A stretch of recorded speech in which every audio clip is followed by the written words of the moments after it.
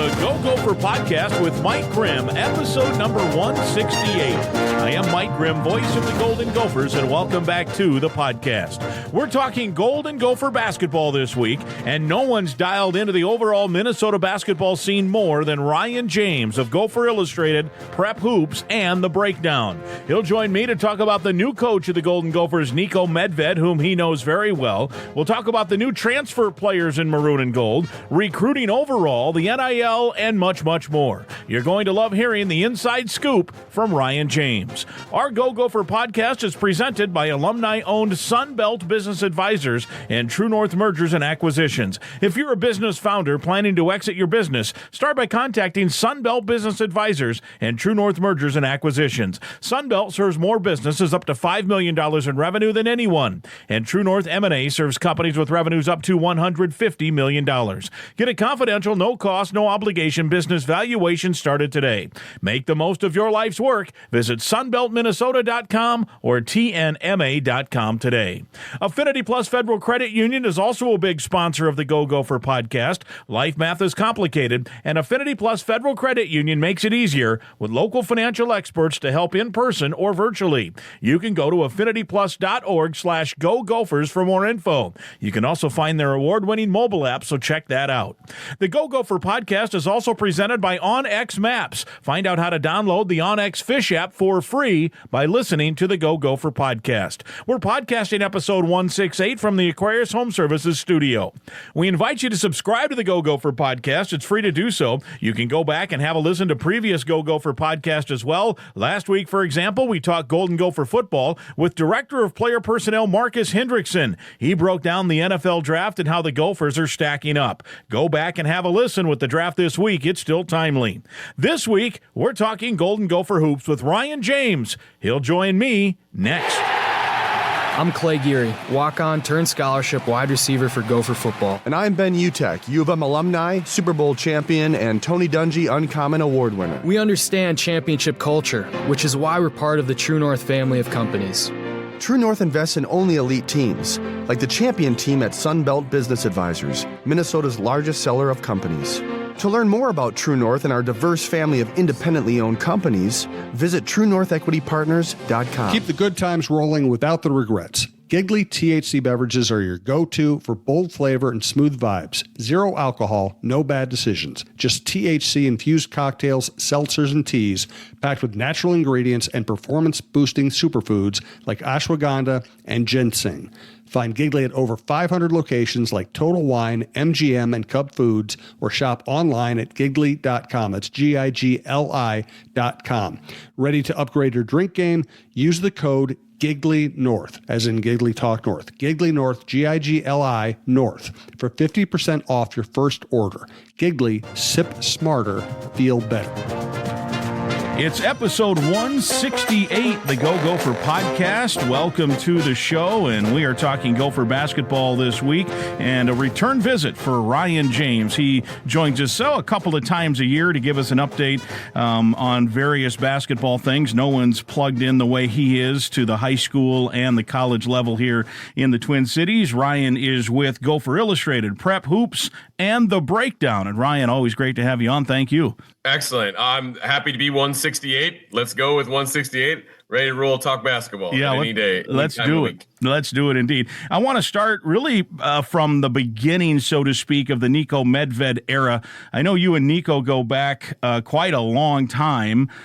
Tell me about your relationship over the years with Niko Medved, and what are the Gophers getting in him? To start, the first time I ever met Niko, Brent Haskins and Al Slindy, who was another manager, Brent Haskins, God rest his soul. We met Niko at a basketball game, Mounds View, Roseville, and then we went to a couple other games. I think Niko was doing something with McAllister while he was finishing up his grad work. And that was the first time I met Niko, and he was always kind of around the program. And then he went into college coaching, and I went into the scouting type stuff. And then we've stayed in contact about players over all these years. And you know, Niko is one of the. I would describe Niko as one of the truest humans you will meet. I mean, he's got a great mind, a great soul, and he's just one of these people who, when you see him, that's who he is. There's no hiding anything. And when it comes to the type of pickup for the University of Minnesota. I think it hits on all cylinders because he understands Minnesota. He understands in terms of the high school basketball scene. He understands the University of Minnesota, having received a couple degrees from there. Let's not forget he also was an assistant coach 1 year, in addition to the student manager stuff at the University of Minnesota. He's had the success both as an assistant and as a head coach.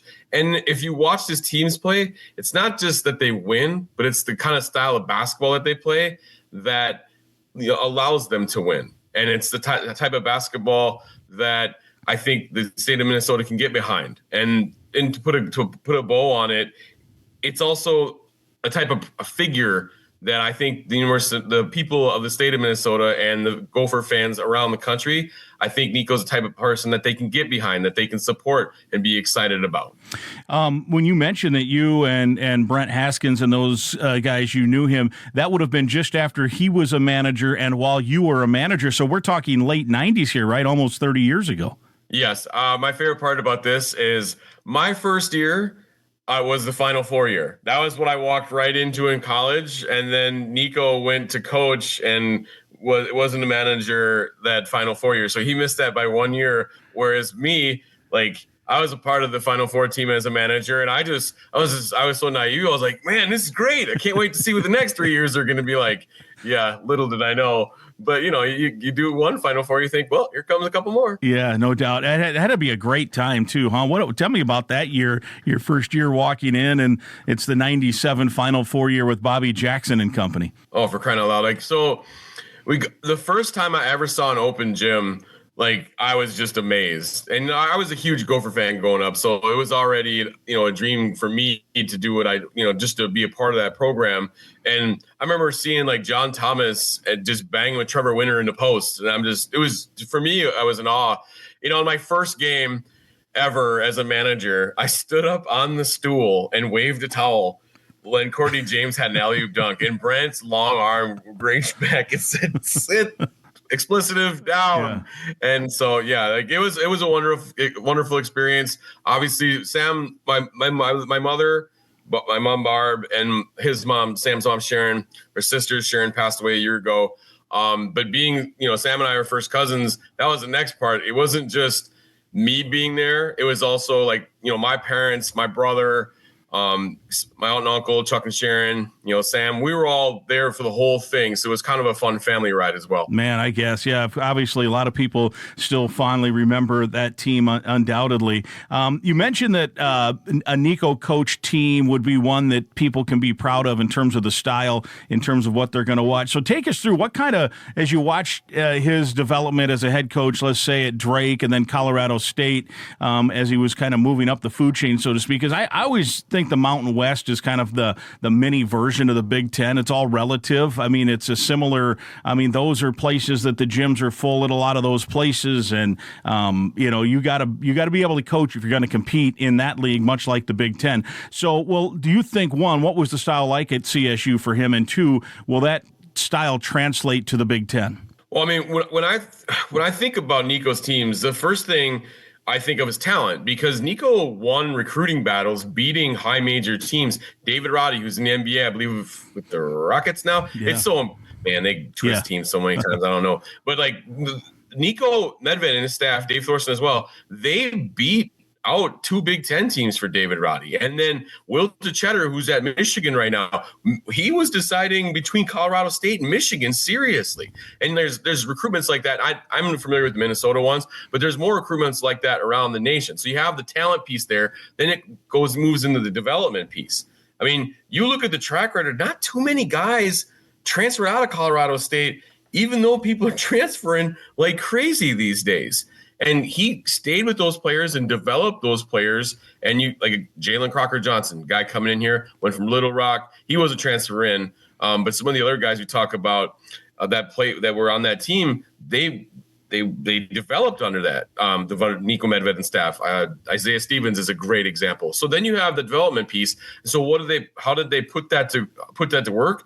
When you watch that team, you see a team that moves the basketball. You'd see the team that moves the basketball instantly, less dribbling, makes the defense work. You see them use the 5-man a lot in high post situations, early ball screen situations, move the ball into the high post, use the high post, dribble handoffs, face up attack, all that type of stuff. So it's a lot of action, it's a lot of movement, but it's also a tough defensive team as well. If Derek Queen doesn't get to take an extra, let's face it, cheating step to get the extra angle, Colorado State's going to the Sweet 16, and we're sitting all around the Twin Cities twiddling our thumbs, pretending there's other people that were candidates. Like that's in a nutshell. To bring all that together, they recruit. Nico Medved has recruited talent. He's developed that talent, and he makes it into a team function on both ends. That has been to the NCAA tournament 3 of the last 4 years. Is there a comp that you would say in terms of style, maybe a Big Ten team that maybe – I know Patino was on with Barrero. Richard Patino was on with Barrero a couple of weeks ago, and he said he thought he coached a little like John Beilein, which I would take as a high compliment in terms of stylistically. I don't know if you have something in mind that might be similar. Well, John Beilein is the first one that comes to mind, just because of the concepts. But there's like – the Princeton offense is something that's talked about a lot, and there's a lot of concepts in there too.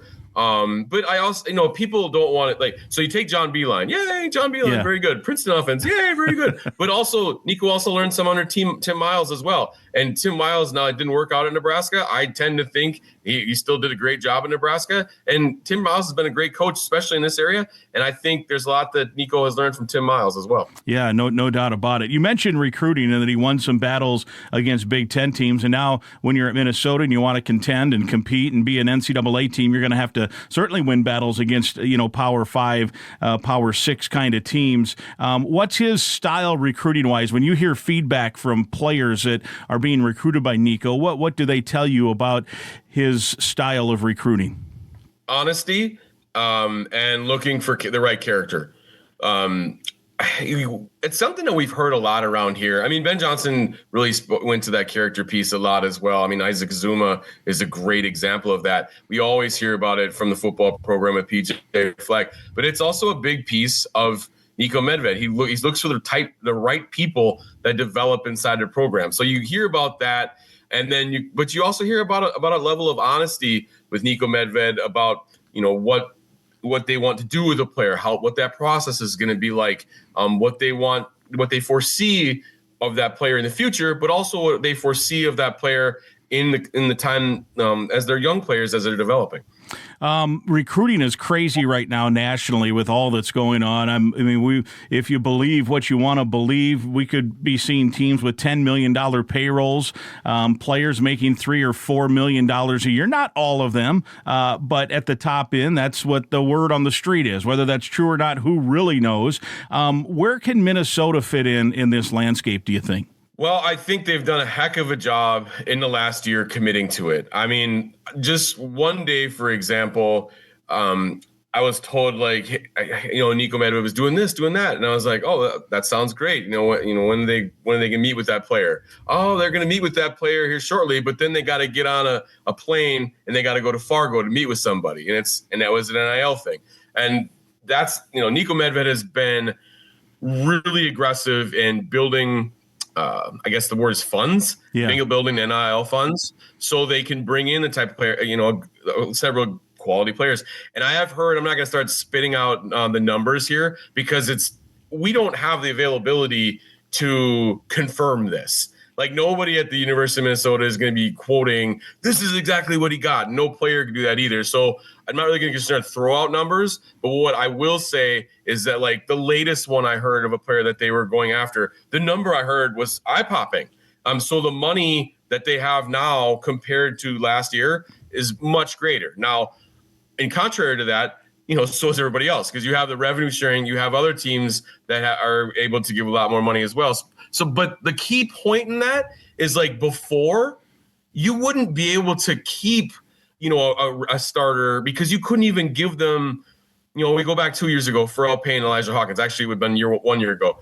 You couldn't even be in the conversation with them because you didn't even have the funds to make an offer that they can consider, that they can really take seriously when Texas A&M is giving you 4 times as much money. Right. When Texas Tech's giving you 4 or 5 times as much money for Elijah Hawkins. So now when you have your players, you can retain them, the majority of them, because you can bring them to the table and you can give them the money that other people can to retain those players. Isaac Azuma, they got that done immediately. They were able to retain him. Could they, a year ago with what they had, could they do it then? I don't know. Maybe with the character type person Isaac is, maybe. But a lot of other guys, probably not. But now you can. But there's still the other part, like, can you get in a bidding war for somebody you really, really want if, teams in the South, because we can pretend it's not true, but guess what? There were 14 SEC teams in the NCAA tournament. You don't think that has to do with anything with money? Yeah. 10 years ago, they went on a run of 3, 4, and 3 in the NCAA tournament. Now they got 14. Yeah, I think it has something to do with the funds they're giving. So it might be tough to take 10 guys and try to battle for all 10, but I think you can win some of those battles now when it comes to when you get to the table and you're negotiating. You can get the right guys in, and then you can win some battles because you can give 1 or 2 guys a nice size offer. But then we were fighting, they're trying to get Kyan Evans. That number got to be astronomical. Yeah, he's the kid from Colorado State who had a great NCAA and a great Mountain West tournament, and all of a sudden went from, if nothing changes, he's probably the point guard for Colorado State next year, but then his coach leaves, and he has a great tournament and he was really good in the Mountain West tournament especially, and all of a sudden he's getting maybe 7 figures, the rumor is floating around at North Carolina, right? Oh, it's more than that. Yeah. It's you go from honorable mention Mountain West player to North Carolina salary that is, and sounds like $2 million plus. Man, crazy. Well, what a time it is to be a really good basketball player at the college level for sure. The other thing is, how important will it be from an evaluation standpoint? I had Nico on the podcast a couple of weeks ago, and he talked about that sometimes you might just have to let a guy go because it's not, you want him, but you can't burn up all the money. And then also evaluate guys. I know they're bringing in a few guys from a lower level that if you hit on the right guys, you can get them cheaper, but they can still play in the Big Ten. So how has he over the years been as a talent evaluator, and how important will that be to the success of future Gopher teams? I think the best way to look at the talent evaluation piece is, David Roddy. You start with him. Look, we'll talk about David Roddy a lot, and we will because it's one of the big things Nico was able to do. He recruited a kid out of Minnesota. Not the highest rated guy. You beat a couple Big Tens for him. He's drafted to the NBA. Isaiah Stevens, another one. They beat some teams for him. Not really a highly ranked guy. Goes to Colorado State. Now he's a 2-way player for the Miami Heat. And then the guy who's the name's escaping me, but they're going to have a guy drafted this year as well. Their best player from this year. Yeah. He's likely to be a first round draft pick as well. And he was developed by Nico Medved. These are all guys that were coming up. They didn't get either at a little bit of high major interest, like David Roddy, or they didn't have any. And so Nico built those players up. So it's like a low mid-major player. Now he's an NBA player. David Roddy, a couple high majors, went to Colorado State. He's an NBA player. But it's more than that. There's also all those guys that that came in there that were role-playing starters or all-conference players that went overseas. And those are other guys that Nico saw develop them, and they became all-conference players and professionals in various levels. So the developmental piece has always been the thing that I've been most impressed with Nico. And we've really got to see it at Colorado State because he's been there for a long period of time. Like Furman, they did well, and it's like, okay, what's next for them? Well, then he took a better job at Drake. Goes Drake. They were supposed to be the worst team in mid-major basketball, and they are 500. It's like, oh, what's next? Well, what's next became the Colorado State job.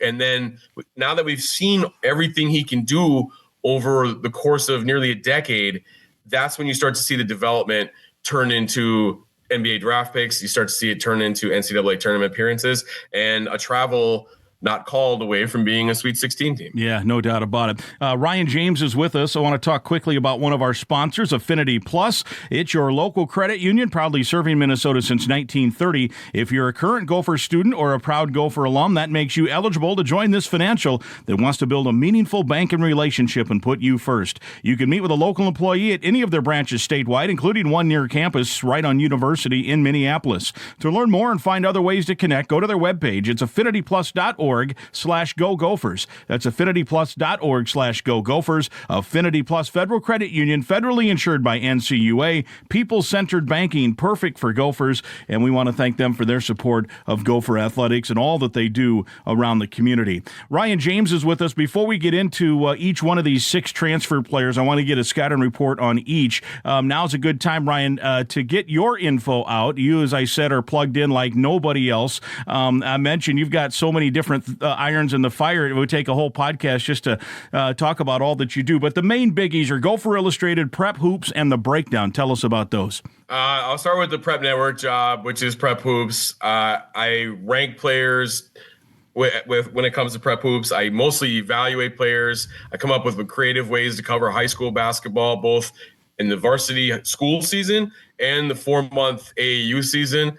And that's what the content is there. But we have 50 tournaments, 50 boys basketball tournaments that I am in charge of getting teams for. So like right before we were on the call here, I had to talk to a team in Texas. Oh, you got 4 teams coming 5. Okay, we got to refund that one. And I'm doing that all day. Like I turn the other stuff off because Lord knows how many messages I'm going to get about that. The Breakdown is 2 things. We have events during the winter as well as our fall league and our summer league. And I help I don't help get the teams for that one as much as I help, this is the matchup here, that's the matchup there. And, I'm kind of like an advisor for that, as well as me and Tim Colomane write the book each year. I write it. Tim takes the photos and formats it. So those are the things. And then I should make sure to mention Justin Hagna, who owns The Breakdown. I've been working for him for 21 years. Justin is quiet behind the scenes, but he's a monster when it comes to business ideas. And I can't forget the people that hired me, Nick Carroll and Jake Phillips at Prep Network too.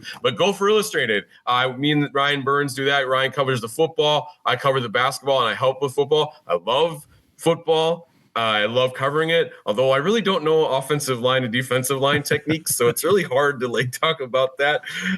So I just try to say what I can for Gopher Illustrated. But my main thing is basketball. Love evaluating film, love watching the games, love talking about the players, love talking about the recruiting.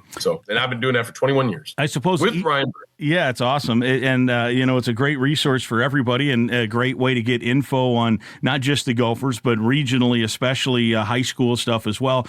I suppose the easiest way people really want to find stuff, they can go to the Twitter or X, whatever you want to call it, Ryan James MN, right? That's the name, Ryan James MN. Go to Twitter, don't go to the Instagram. I got no idea how to grow the Instagram. It's a slow struggle. Yeah, I don't even have Instagram, so that tells you what I know about it. All right, well, let's talk about the roster here as we know it with Gopher basketball. Ryan James with us.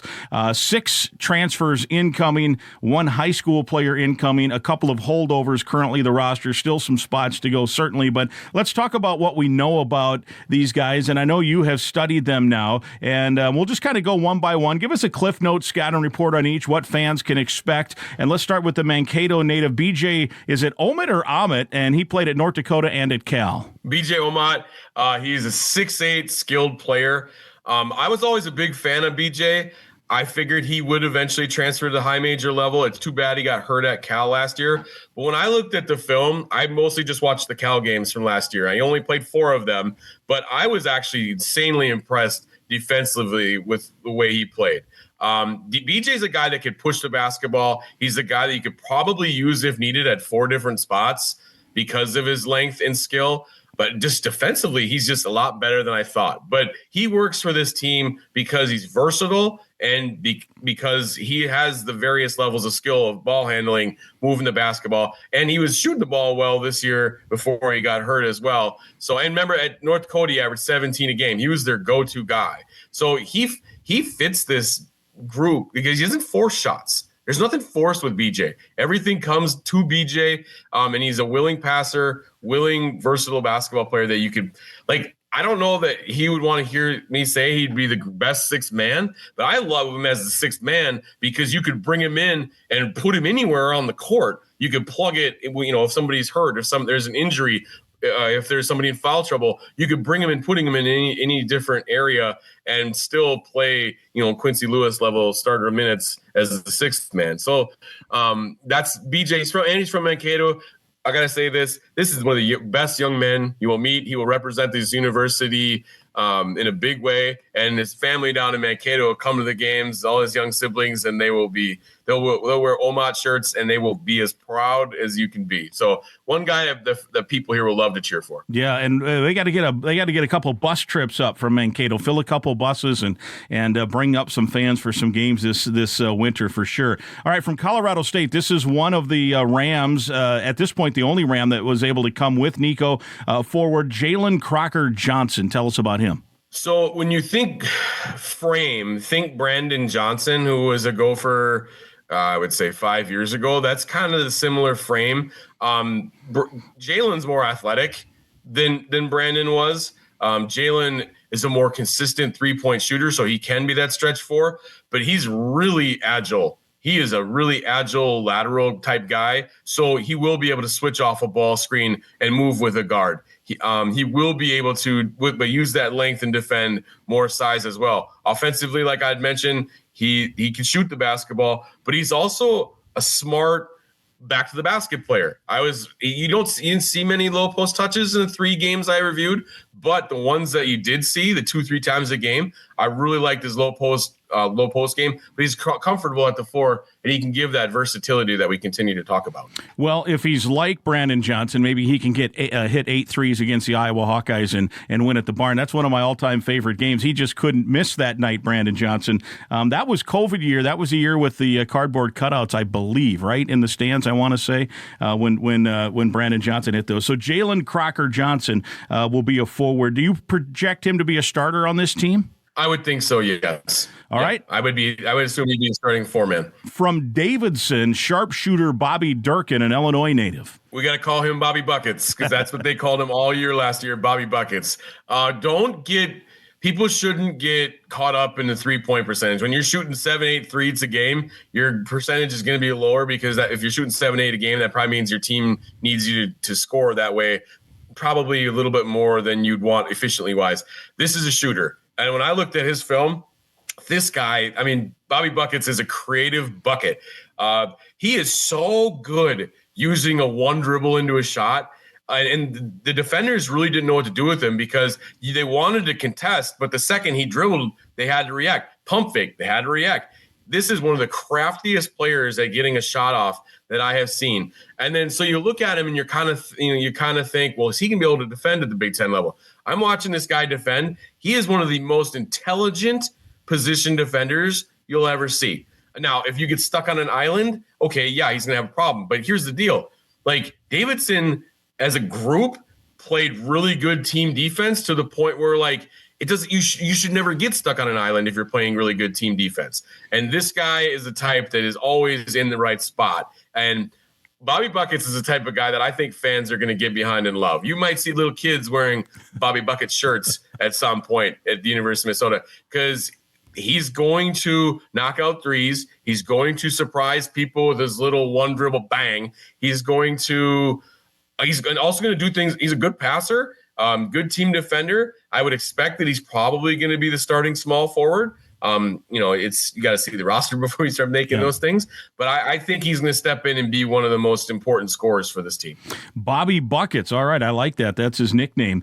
We've got another Bobby, but he goes by Robert Vaihola from San Jose State. I asked Nico on the podcast a couple weeks ago if he made Tim Miles mad by stealing him. He said actually he thinks Tim Miles helped him come here, so that's a good news thing. Tell us about Robert Vaihola.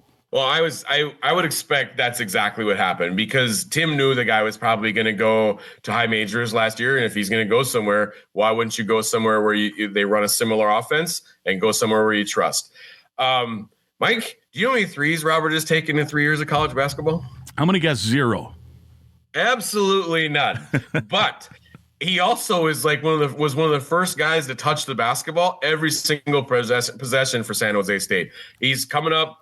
He'd pop the top of the key and have an entry pass, and he'd turn dribble handoff. He would turn attack the basket. He would turn go to the wing. He'd look for the cutters, both from the opposite side or from the top cutting down, or it would be a dribble handoff from the wing, or he would set the ball screen for the point guard. Then the point guard would either attack or kick. Like the San Jose State used him literally to start as the point man to start the offense, not point guard as the point man, as where the point starts of the offense all the time. And he did an excellent job of that.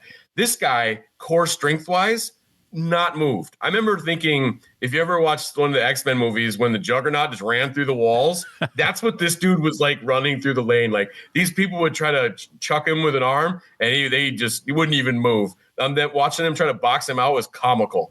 Not much lift. He'll rebound his area, and he'll rebound his area really well. He averaged 8 boards a game this year. There was a few post moves on film, but in the 3 games I watched, and I only saw 1 post move.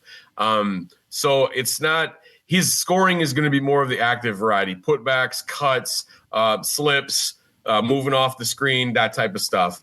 He's going to be a very important piece. The 5-man is going to be for the offense, but I wouldn't expect him to be like the big time scorer. It would be more of an active scorer, high rebound numbers, key player within the offense. So yeah, I mean, I would expect him to maybe be the starting 5, but we also have to see if they bring in another big man with a similar type role. Right. All right. We got a couple of guards now to talk about from Northern Colorado. Langston Reynolds, tell us about what you have seen from him. Well, unfortunately, that's the next one I got to get to the games. I haven't got to my 3 games. But what I do know about Langston is when I was doing national rankings for our Prep Hoops as the national analyst, we haven't done the national rankings here recently. We were going to start that again. But he was actually a guy that I was really high on after seeing him at the Jerry Darkanian tournament out in Las Vegas 5 Decembers back. He's a really athletic, strong young man. He's developed into be a more consistent scorer. He's not going to shoot much for threes. It's going to be more attack. And he has that Division I level body and athleticism. It's more like the skill stuff is why he was at a Northern Colorado as opposed to a Colorado out of school. But the athleticism and experience is what's, he'll be a key part of this team because I'm forecasting here a little bit, yep. But between Langston Reynolds and Jalen Cocker-Johnson and Chancey Willis, these guys are Big Ten level athletes. They just had to develop other parts of their game before they got to this level. Yeah, I saw Langston. He was at football practice a couple weeks ago, maybe a week and a half ago, with the coaching staff and with Jalen Crocker-Johnson. Jalen Crocker-Johnson's a big man. He's a large human being, and I was impressed with just shaking his hand and talking to him for 30 seconds. I think it was his family was there as well. You can tell this kid is excited to be here. Definitely. And I think they're all excited to be here to get their chance to show what they can do at the high major level, but also do it with a coach that they respect. And I also got to throw B.J. Omot out there as well. B.J. Omot has size, length, and agility of a Division I high major player as well. All right, let's talk about, you mentioned Chancey Willis. He's a transfer from Western Michigan, and what a story he has been in regard to his path to the Big Ten. He was Michigan Mr. Basketball. Tell us about his journey from that point, because you're Mr. Basketball in Michigan, you're something, to now being the likely starting guard at Minnesota. So he's from Detroit, was Mr. Basketball there, like you said. Then he went to Saginaw Valley, which is a D2 school. Then he had a good year there, and he went to a junior college, Henry Ford College. I got no idea where that is. I just remember seeing that on there.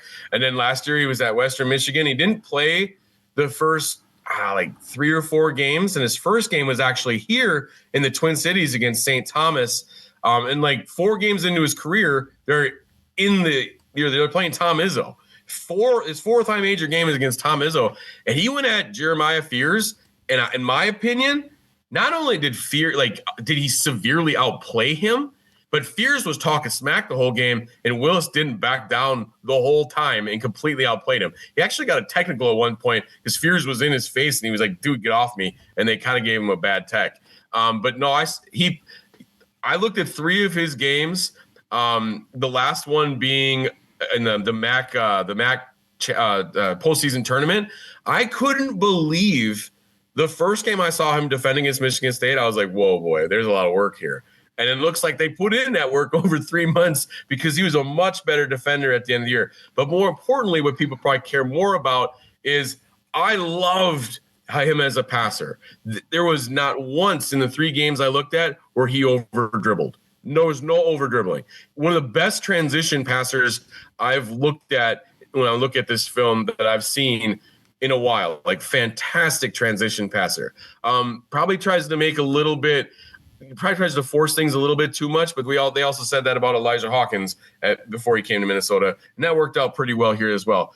Needs to shoot a little bit better from the 3-point line, but man, he'll attack the bucket, take contact, and finish. And like I said before, he's got high major speed. He's got high major level lateral ability. It wasn't a lack of athletic ability that didn't get him to the high major level at first. It was, I guess I haven't done the research to really know. Maybe it was skill. Maybe he needed to mature. I got zero idea. But he's a mature dude now, and he's going to be the Gopher starting point guard. Yeah, indeed. And a lot of excitement there with that backcourt with Reynolds, Willis, and then you got Isaac Osama back. And who knows? There's still spots to fill for sure. One of those spots is being taken by a Ben Johnson holdover recruit, Kai Shinholster, out of the state of Pennsylvania.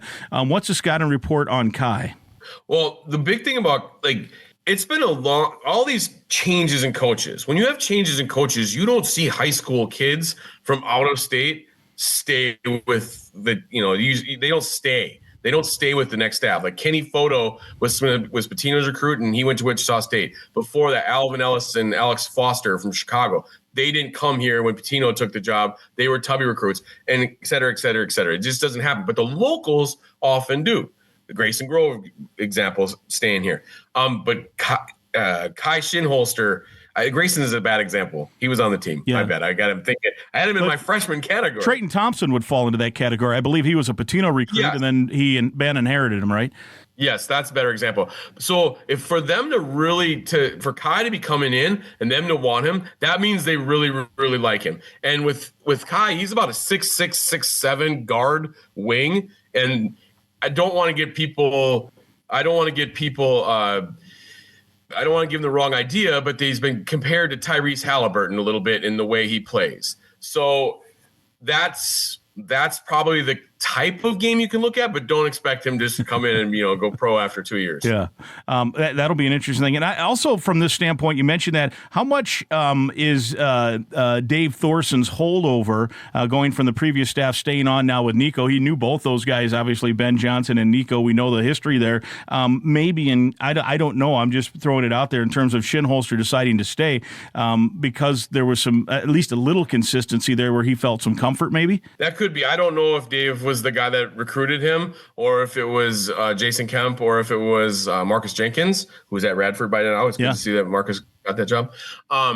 But that obviously can help because you have a voice that remains the same that Kai could get a hold of that could keep him updated. So that definitely could have helped. Let me talk about one more quick sponsor. The weather is now getting warm. That means it's time to put your augers away and it's time to grab the boat. Let OnX Fish help you find the next best bite. The Fish app offers the most comprehensive fishing tool for increasing your success. You can use the OnX Maps Fish app to find new places to fish. You can sort by lake, species, abundance, trophy that is, and keeper potential. OnX Fish also shows you hot spots, lake by lake regulations, public and private land ownership info, and more. And right now you can download the OnX Fish app at the App Store or go to onxmaps.com/fish to get more information about the app that is changing the game on the water. All right, just a few minutes left with Ryan James. It's episode 168. We've gone through some of the newcomers. We know there's a couple of holdovers and still some spots to fill. I actually was in conversation yesterday with somebody who said, well, they got to have a roster by Friday because the portal closes Friday. And, of course, that is not true. You just have to be in the portal by Friday. But there's going to be recruiting into May, right? I mean, there'll be people filling rosters into the month of May, and who knows, maybe even into June and maybe even into the fall. So what's your impression of kind of where this roster stands and what the future holds over the next 30 days or so? Well, so I think when you look at it, there's a rotation that's been put together. So you see a rotation. I think there's probably one more big piece of that rotation that needs to be left to filled. So you have probably 7 big pieces. You have the 2 young pieces in Grove and Shinholster. So you got 9 guys plus a walk-on and Eric Reeders. But you're probably going to need one more big piece and probably 3 more other pieces. I don't know that they'll go. They keep talking about a 15-man scholarship. I don't know if when that actually starts. Who knows with the NCAA if that's actually a thing yet? I don't know. Right. But my mind is set on 13 guys, and right now the scholarships are at 9. So I think you're probably looking at 4, with 1 being a big piece, and then probably the other 3 either being young guys or role guys. When you say big piece, you mean like a guy that might come in and score and be a guy that's been a scorer somewhere, or do you mean a big, like literally a 4 or a 5? When I say big piece, I would say a big part of the team. Gotcha. I mean, I think he's probably going to be a front court player. That's my guess, but I don't know. So yeah, until they start inviting me into the meetings, I'm not going to be able to give you the exact everything, but. Yeah, it would seem to me, looking at the 9, if they could, and look, there's still 2,000 people in the portal, and once the dust settles a little here, if they could go get one more starter, right? Don't you think, one starter and then depth after that? They have to feel pretty good about where they're at in year 1. 100%. I think they're just one more guy away from seeing the formation of a core, and I think that's just one more spot. And as you had said before, I think last night was the last moment to officially get in, and we probably saw all of those probably haven't been announced yet. So there might be a few more that you see, make its way to social media over the next 24 to 48 hours. But the portal closing does not mean the portal is done in terms of guys committing. That could take, we might be talking about that as kids are school shopping next August. Yeah, absolutely. I wanted to save this question for last because maybe you have some more insight on it. It's been confusing, I think, to the casual fan. And there was a big news item on it, of course, recently, because Dawson Garcia entered the transfer portal. And people are like, well, hold it. He's played 5 years. What's that mean? And, Mike Mitchell had done it earlier. Lakai Patterson had entered the portal earlier. Femi Odekali just entered the portal to hit that deadline we talked about. None of those guys, as we speak, have any eligibility left. So and it's a national trend. They're not the only guys with no eligibility entering the portal. So what's going on with that? Well, they're hoping to be able to get one more year somehow, some way, because you can make more money in college basketball right now in most cases, unless you're going to be a first-round pick. You can make more money in college basketball in most cases than you can professionally anywhere. So all these guys are just hoping that they can somehow get one more year. Maybe they have a waiver somehow, or maybe the NCAA gives them a 5th year for everybody. That's what they are all hoping, and that's what they're doing it. They have no eligibility right now through NCAA stuff. None, even though they're trying to come up with ways to do it. But they're hoping to find that way. Like Dawson Garcia, I'll tell you what. I heard of a Texas Tech guy who was getting $4 million, just over 4. Well, Dawson is going, if he had one more year of college basketball somehow, he's going to be one of the highest paid players in college basketball. So if you're Dawson, well, you got to lose. You want to see if you can go get that money. Now, Dawson's going to be playing professionally and making solid money no matter where it's going to be, but he's not going to be a first-round pick in the NBA draft. So therefore, this is his best avenue next year would be if college basketball somehow gave him another year. So you pursue it. And if you don't, what's it hurt him? Then he just goes and probably is a second-round pick, or he's a two-way deal, or he makes the NBA roster, or he goes overseas and has a nice contract. He's going to be fine. But his biggest payday for next year would be somehow, a college basketball spot where they can really pay him good money based on what they have. Yeah, exactly. And I think there's some of this ruling with the House settlement. There has been some speculation that the NCAA might say, we're going to do away with red shirts. Everyone gets 5 years.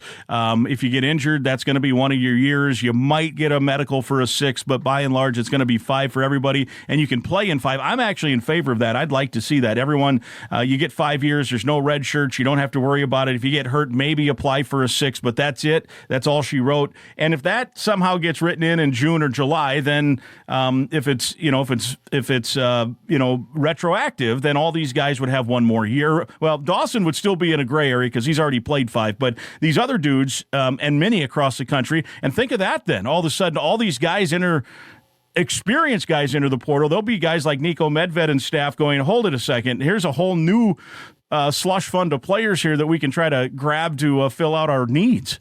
if you thought the portal was madness or NIL was madness, imagine if all of a sudden on July 4th, we found out that this hundreds of college basketball experienced players could give you one more year at the college level. That would be it'd be a blessing for some schools. They're like, oh, we still got 2 left. Let's go get a star. But think of all the guys the young guys. You'd have young guys that don't even get to play. You'd have some guys that were kind of getting their shot shunned away. You'd have guys losing spots. If you have filled your scholarship, if you're let's just throw North Carolina. We mentioned them already. Let's say North Carolina had filled their spots. Well, shoot, if they can go get one of those 5 players that were coming back in, they're going to jettison somebody. Yeah. Somebody's going to lose their spot on that team. Then what happens? Right. It would be absolute madness. Yeah. It may be that they would, legislate that later. I do think eventually it'll get to that. I mean, who knows? There's current legal cases, I think, on both coasts, East Coast and West Coast, that